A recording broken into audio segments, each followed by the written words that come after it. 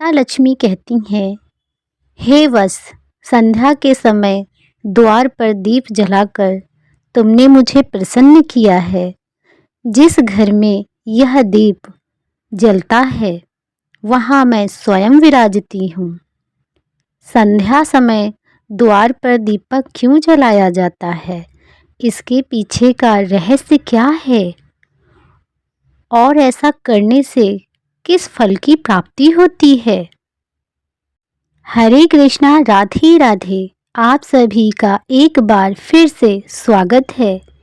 प्रिय मित्रों, आप सभी ने संध्या समय देखा होगा कि अधिकांश घरों के द्वार पर दीप प्रज्वलित होता रहता है। यह देखकर आपके मन में एक प्रश्न जरूर उठता होगा कि आखिर ऐसा क्यों किया जाता है और द्वार पर दीपक जलाने से किस फल की प्राप्ति होती है।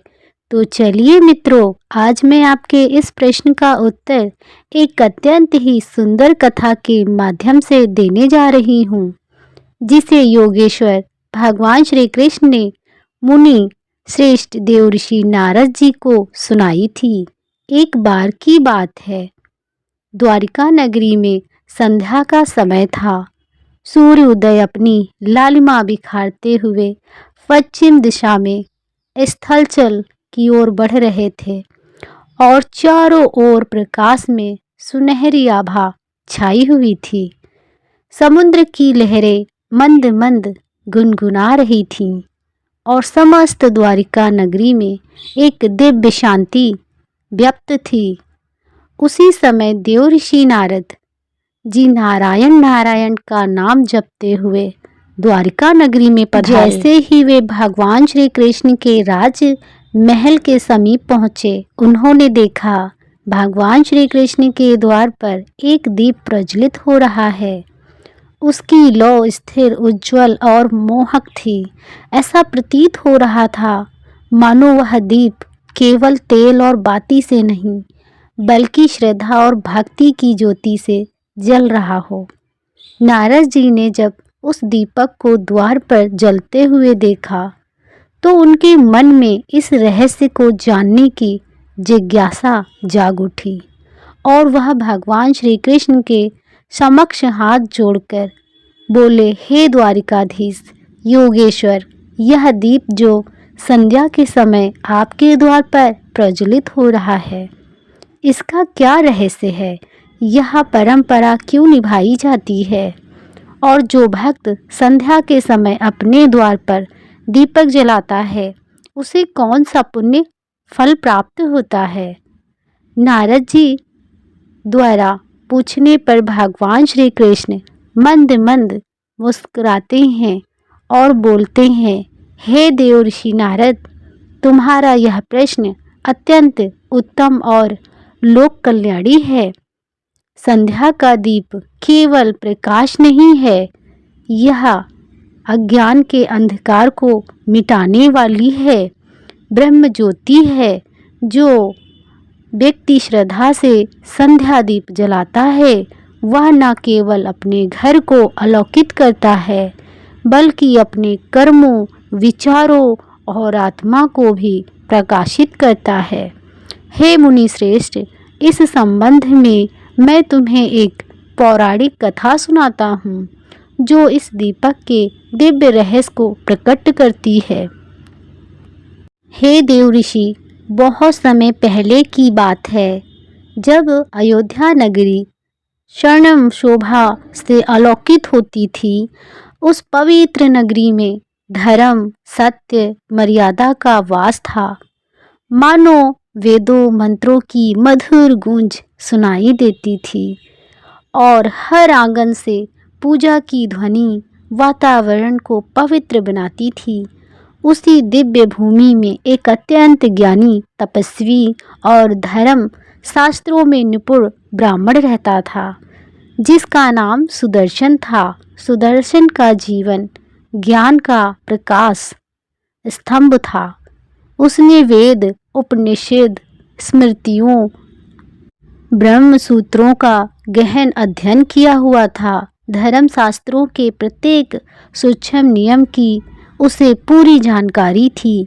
यज्ञ अनुष्ठान और वेद पाठ में उसकी निपुणता इतनी अद्भुत थी कि नगर के लोग उस ब्राह्मण को श्रेष्ठ कहकर संबोधित किया करते थे। परंतु हे देवऋषि, उसके पास ज्ञान तो था, किंतु भक्ति का मधुर रस उसके जीवन में नहीं था। वह पूजा करता, पर केवल कर्तव्य, एक कर्तव्य के रूप में। उसके हृदय में श्रद्धा की वह अद्भुत प्रेम का वह भाव और समर्पण की वह गहराई नहीं थी जो किसी सच्चे भक्त के हृदय में होती है। उसके जीवन में यह कमी उसके ही घर में पूरी होती थी, क्योंकि उसकी पत्नी सुशीला एक अत्यंत पुण्यवर्ती, सती और भक्तिमती नगरी थी। सुशीला का जन्म ही मानो भक्ति के लिए हुआ हो। उसका मन हर क्षण ईश्वर में रमा रहता। उसके नेत्रों में सदा भक्ति की मधुर झिलमिलाती रहती और उसकी वाणी से हर समय भगवान विष्णु के नाम की मधुर गूंज निकलती रहती। सुशीला का जीवन एक अनुशासन की मूर्ति था। प्रतिदिन वह ब्रह्म मुहूर्त में, जब संपूर्ण संसार निद्रा में लीन रहता, वह उठ जाती थी। ठंडे जल से स्नान करती, स्वच्छ वस्त्र धारण करके अपने घर के मंदिर में दीप जलाती और अत्यंत श्रद्धा से भगवान श्री विष्णु की आराधना किया करती। उसकी भक्ति भाव ऐसा था मानो स्वयं देवी लक्ष्मी उसके हृदय में वास करती थी। सुबह का समय हो या दोपहर का, सुशीला का मन सदा भगवान के मन में लीन रहता था। जब संध्या होती और सूर्य देव अस्त होते, तब उस भक्ति भाव और भी प्रबल हो जाती। वह पूरे घर को लीप पोत कर स्वच्छ करती और अपने आंगन को ऐसे सजाती जैसे कोई देवालय हो। फिर वह अपने मन को पूर्ण शुद्ध कर पवित्र भाव से द्वार के पास जाती और एक छोटा सा दीपक अपने हाथों से प्रज्वलित करती। उस दीपक का प्रकाश जैसे अंधकार को नहीं, बल्कि अज्ञान को नष्ट करता था।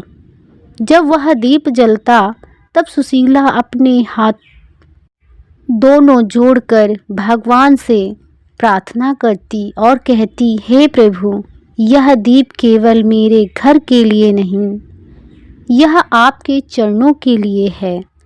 इसमें मैं अपनी श्रद्धा की ज्योति अर्पित करती हूँ। मित्रों, आगे भगवान श्री कृष्ण कहते हैं, हे देव ऋषि, एक दिन संध्या का समय था। सुशीला अपने प्रतिदिन के नियम के अनुसार आंगन को लीप पोत कर द्वार पर बैठी थी। वह बड़ी भक्ति भाव से दीपक तैयार कर रही थी। उसने मिट्टी के छोटे से दिए में तिल का तेल डाला, रुई की बाती बनाई और अपने नेत्रों को बंद कर भगवान का स्मरण करते हुए दिया प्रज्वलित किया। उसी समय उसका पति सुदर्शन वहां आ गया और सुशीला का उपहास करते हुए बोला, तुम यह दीप प्रतिदिन क्यों जलाती हो? इससे क्या लाभ होता है? यह तो व्यर्थ ही तेल की बर्बादी है। मित्रों, अपने पति के मुख से यह शब्द सुनकर सुशीला शांत हो गई। उसने कोई क्रोध नहीं किया, कोई कटु वचन नहीं कहा। वह धीरे से उठी और अपने पति के सम्मुख जाकर अत्यंत विनम्रता से बोली, हे स्वामी, यह दीप केवल तेल और बाती से नहीं जलता, यह मेरी श्रद्धा से जलता है। यह दीपक मेरे हृदय की भक्ति का प्रतीक है। इससे घर में देवी लक्ष्मी का आगमन होता है और धर्म का प्रकाश फैलता है। अपनी पत्नी की यह बातें सुनकर सुदर्शन, जो तर्क और ज्ञान के अभिमान में डूबा था, हंसकर बोला, यदि यह दीपक इतना ही चमत्कारी है तो ठीक है, मैं भी देखना चाहता हूँ कि क्या यह तुम्हें किसी संकट से बचा सकता है। वैसे तो मुझे यह सब अंधविश्वास प्रतीत होता है। अपने पति की इन बातों को सुनकर सुशीला को बहुत दुख हुआ, परंतु उसने कुछ नहीं कहा। उसने केवल शांत स्वर में इतना कहा, हे स्वामी, संकट के समय भक्ति की परीक्षा होती है और जो भक्ति सच्ची होती है वह हर परीक्षा में उत्तीर्ण होता है। इतना कहकर वह घर का काम करने चली गई। मित्रों, धीरे धीरे समय बीतता गया। ऋतुएं बदली, समय बदला। फिर एक दिन अचानक से कुछ ऐसा घटित हुआ जो सुदर्शन के जीवन की दशा ही बदल देने वाला था। अयोध्या नगरी पर एक भयंकर अकाल प्रकोप छा गया। आकाश महीनों तक सूना पड़ा रहा। बादल आते थे, बरसते नहीं थे। खेत सूख गए, तालाबों का जल समाप्त हो गया और धरती की गोद में दरारें पड़ गई। संपूर्ण नगर भय और पीड़ा में डूब गया। अनाज के दाम आकाश छूने लगे। भूख के कारण बच्चे रोने चीखने लगे। माता पिता असहाय होकर उन्हें निहारते। धीरे धीरे वह अकाल इतना बढ़ा कि राजमहल तक में अन्न की कमी होने लगी। मित्रों, आगे श्री कृष्ण जी कहते हैं, हे देव ऋषि, उस विपत्ति की अग्नि से सुदर्शन का घर भी अछूता ना रहा। जिस घर में कभी यज्ञों का धुआं उठता था, वहां अब चूल्हा तक ठंडा पड़ गया था। वेद पाठ का स्वर अब भूख की आह से दब गया। घर में रखे अन्न के दाने समाप्त हो चुके थे और जल का एक पात्र तक दुर्लभ हो गया था। सुदर्शन, जो स्वयं को बड़ा ज्ञानी समझता था, अब वह विवश हो गया। उसके मुख पर निराशा की रेखाएं उभर आईं, परंतु इतना ही सब कुछ होने के बाद भी सुशीला का विश्वास अडिग था। उसने अपने प्रभु में विश्वास कभी नहीं छोड़ा। वह भूखी रह लेती, परंतु दीपक फिर भी जलाती। उसने अपने नेत्रों में आशा की ज्योति रखी और अपने पति से कहा, हे स्वामी, यह दीप चाहे कितना ही छोटा हो, पर इसका प्रकाश मेरे विश्वास से बड़ा है। जब तक यह दीप जलेगा हमें कुछ नहीं होगा। मित्रों, वह हर संध्या उसी प्रकार द्वार पर दीप प्रज्वलित करती रहती। उसके घर में अन्न जल समाप्त हो चुका था। उसके बाद भी वह दीप जलाती थी, क्योंकि ईश्वर के प्रति उसका विश्वास अटल था। हे देव ऋषि, समय की वह रात बड़ी अद्भुत थी। चारों ओर भयंकर अंधकार फैला हुआ था। आकाश में ना तारा झिलमिला रहा था, ना चंद्रमा की कोई किरण धरती पर उतर रही थी। दिशाएं मौन थीं, वायु थमी हुई थी और अयोध्या की गलियां सूनी पड़ी थीं। हर घर में भूख और चिंता का साया था, परंतु सुदर्शन के द्वार पर फिर भी एक दीपक जल रहा था।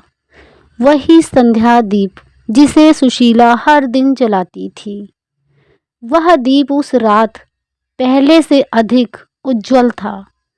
उसकी लौ मानो किसी अदृश्य शक्ति का संकेत दे रही हो। सुशीला उस दीपक के सामने बैठी प्रभु का स्मरण कर रही थी। उसके नेत्रों में थकान थी, परंतु विश्वास की आभा अभी भी झिलमिला रही थी। उसके हृदय में बस एक ही भाव था, प्रभु, मेरा दीप आपका प्रतीक है। जब तक यह जलता रहेगा मेरा मन भी आपके चरणों से जुड़ा रहेगा। वह मन ही मन परमात्मा से प्रार्थना कर रही थी कि तभी अचानक से वातावरण में एक अद्भुत परिवर्तन हुआ। दीपक की लौ एकाएक ऊंची उठी और चारों ओर दिव्य प्रकाश फैल गया। सुशीला ने चकित होकर इधर उधर देखा। उसे समझ नहीं आ रहा था कि उसके साथ क्या हो रहा है। तभी उसकी दृष्टि द्वार पर पड़ी, जहां एक अत्यंत सुंदर, तेजोमयी और दिव्य स्त्री खड़ी थी। उनका रूप ऐसा था कि वर्णन करना कठिन है। उनके वस्त्र स्वर्ण के समान चमक रहे थे। उनके नेत्रों से करुणा की मधुर किरणें निकल रही थीं और उनके चरणों के स्पर्श से पृथ्वी पर पुष्प खिल उठे थे। हे देव ऋषि, वह कोई साधारण नारी नहीं थी। वह धन की देवी महालक्ष्मी थीं, जो समस्त ऐश्वर्य, सौभाग्य और करुणा की अधिराष्ट्री थीं। देवी लक्ष्मी को देखकर सुशीला का हृदय भक्ति से भर उठा। उसने तुरंत अपने दोनों हाथ जोड़ लिए और नेत्रों से अश्रुधारा बहने लगी। वह कुछ बोल भी नहीं पाई, बस श्रद्धा से झुककर देवी के चरणों में गिर पड़ी। लक्ष्मी जी ने करुणा भरी दृष्टि से उसकी ओर देखा और मधुर स्वर में बोली, पुत्री सुशीला, उठो। मैं तुम्हारी भक्ति से अत्यंत प्रसन्न हूँ। तुमने कठिन समय में भी अपने नियम को नहीं छोड़ा। जब संसार भय और भूख से डगमगा गया, तब भी तुम्हारे दीप की ज्योति बुझी नहीं। तुम्हारा यह दीप न केवल तुम्हारे घर को बल्कि इस संसार को भी प्रकाशमान करता है। मांगो, तुम्हें क्या वर चाहिए। माता लक्ष्मी के इन वचनों को सुनकर सुशीला ने हाथ जोड़कर कहा, हे माँ, मुझे कोई धन, वैभव या अमूल्य रत्न नहीं चाहिए। मुझे बस इतना वर दो कि मेरे घर का दीप कभी ना बुझे। यह दीप सदा आपके चरणों में जलता रहे। मेरे कुल में सदा धर्म, शांति और सुख का वास बना रहे और किसी भी युग में मेरे वंशज इस दीप की महिमा को भूले नहीं। सुशीला के इस निश्चल और कोमल स्वभाव को देखकर देवी लक्ष्मी मुस्कुराने लगी। उनके नेत्रों में तेज और कृपा का सागर उमड़ आया। उन्होंने अपना हाथ सुशीला के मस्तक पर रखा और मधुर वाणी में कहा, तथास्तु पुत्री, तुम्हारे घर में सदा प्रकाश रहेगा। यह दीप कभी नहीं बुझेगा और जो भी मनुष्य संध्या के समय श्रद्धा और भक्ति से दीप प्रज्वलित करेगा, उसके जीवन से दरिद्रता, रोग और भय सदा दूर रहेंगे। उसके घर में सदा मेरा स्थायी निवास होगा और देवता स्वयं उसकी रक्षा करेंगे। यह दीप केवल तेल का नहीं, श्रद्धा का प्रतीक होगा।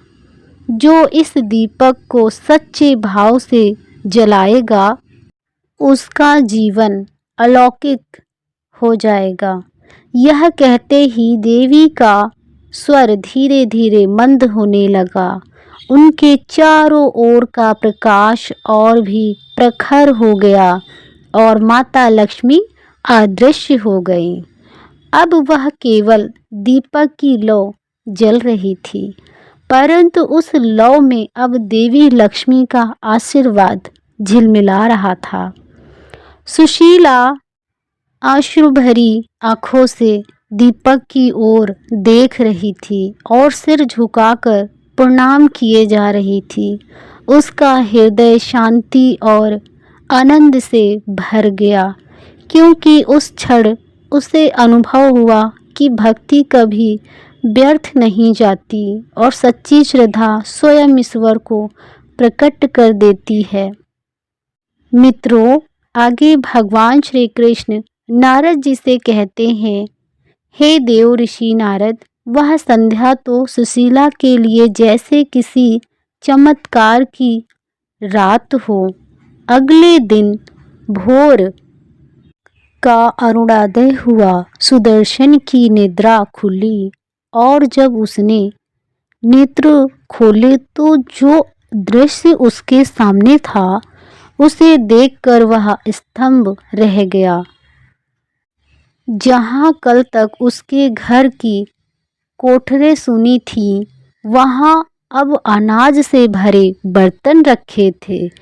धान, गेहूं, चावल और फल सब्जियां सुव्यवस्थित रूप से रखी थी। घर के आंगन में मधुर सुगंध फैली हुई थी, मानो बसंत स्वयं वहां पर उतर आया हो। वातावरण में ऐसी शांति और दिव्यता थी कि हृदय स्वयं ही श्रद्धा से भर उठे। सुदर्शन ने इधर उधर देखा। उसे कुछ समझ नहीं आ रहा था कि आखिर यह सब कैसे हुआ। वह तुरंत अपनी पत्नी के पास गया और उसने पूछा, यह सब कैसे हुआ? कल तक तो हमारे घर में एक दाना तक नहीं था और आज यहाँ इतना अन्न, इतनी समृद्धि कैसे संभव हुआ? सुशीला के चेहरे पर शांत मुस्कान थी। उसने सहज स्वर में उत्तर दिया, हे स्वामी, यह किसी मनुष्य का कार्य नहीं है। यह उस दीपक की कृपा है जिसे आप व्यर्थ समझते हैं। वह दीप जो हर संध्या को प्रभु के चरणों में अर्पित होता है, उसी की कृपा से माँ लक्ष्मी स्वयं कल रात यहाँ पधारी थीं और उन्होंने आशीर्वाद दिया है, इस घर का दीप कभी नहीं बुझेगा और उनके इस आशीर्वाद के कारण यह सब चमत्कार हुआ है। यह सुनते ही सुदर्शन के नेत्र आंसुओं से भर गए। उसके भीतर पश्चाताप की अग्नि और भक्ति की लहर एक साथ उठी। वह भाव विभोर होकर बोला, सच कहा तुमने सुशीला, मैं ज्ञान के अभिमान में अंधकार में जी रहा था और आज इस छोटे से दीपक ने मुझे प्रकाश का सच्चा अर्थ सिखाया है। मैंने शास्त्रों में बहुत कुछ पढ़ा, पर आज तुम्हारी भक्ति ने मुझे साक्षात धर्म का स्वरूप दिखा दिया है। वह पत्नी के चरणों में झुक गया और प्रणाम करते हुए बोला, आज से मैं तुम्हारे साथ संध्या दीप जलाऊंगा। यह दीप अब केवल तुम्हारे ही नहीं बल्कि हम दोनों के जीवन का दीप बनेगा। मित्रों, उस दिन से सुदर्शन और सुशीला दोनों ने संध्या के समय द्वार पर दीप प्रज्वलित करने का नियम बना लिया। दिन बीतते गए और उनके जीवन में सुख, शांति, समृद्धि का प्रभाव लौट आया। उनका घर जहाँ कभी दुख की छाया थी, उनके घर पर अब वह भक्ति का प्रकाश फैल गया। धीरे धीरे यह चमत्कार नगर में फैल गया। पड़ोसी उनसे पूछते, आखिर यह सब कैसे हुआ? तो सुशीला मुस्कुरा कर कहती, संध्या का दीप केवल घर नहीं, हृदय को भी अलौकित करता है। उसकी बातें सुनकर लोग प्रेरित होने लगे और देखते ही देखते अयोध्या के प्रत्येक घर में यह संकल्प ले लिया गया कि वह भी प्रतिदिन संध्या के समय दीप प्रज्वलित करेंगे। फिर एक दिन ऐसा आया कि समस्त अयोध्या में प्रत्येक घर के द्वार पर एक दीपक जलाने लगे और उन्हें देखकर ऐसा प्रतीत हो रहा था मानो धरती पर असंख्य तारे उतर आए हों। हर द्वार पर प्रकाश था, हर हृदय में भक्ति।